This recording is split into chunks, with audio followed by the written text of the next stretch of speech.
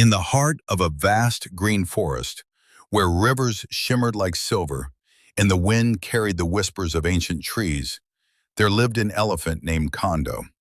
Kondo was the largest animal in the entire animal kingdom, and he knew it. Every step he took shook the ground, and every trumpet from his trunk echoed through the valley like thunder.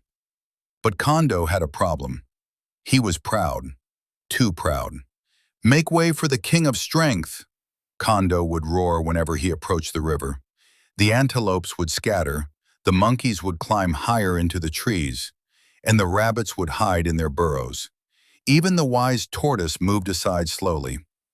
One morning, as the animals gathered at the river to drink, Kondo arrived, stomping loudly. "Out of my way," he bellowed. "Small creatures should drink after the mighty." A tiny squirrel squeaked, "But we have been waiting since sunrise." Kondo laughed loudly.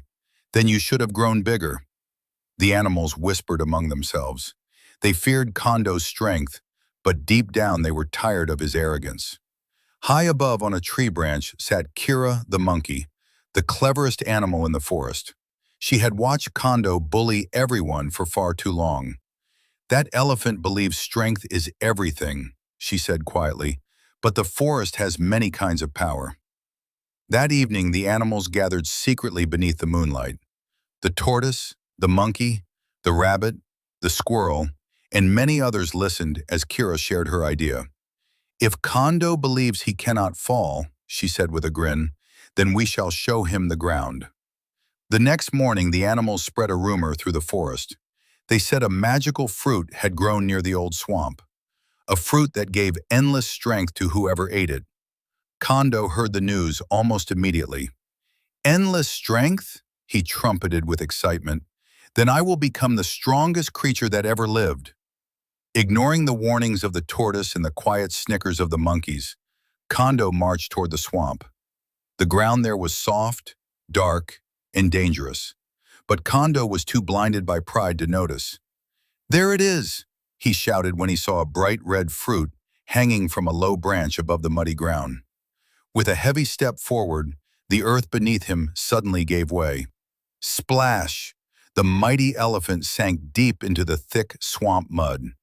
Kondo struggled, pushing with all his strength, but the more he fought, the deeper he sank. From the trees and bushes, the animals slowly appeared.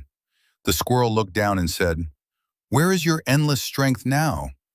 Kondo's ears drooped. For the first time in his life, the giant elephant felt small. I cannot get out," he admitted quietly. The animals looked at each other. Though Kondo had bullied them, their hearts were kinder than his pride. "Together," said the tortoise, "we are stronger than any one of us alone." The monkeys brought vines. The antelopes pulled. The rabbits dug around the mud. With one final heave, the animals dragged the exhausted elephant out of the swamp. Kondo stood silently for a long moment. Then he bowed his massive head.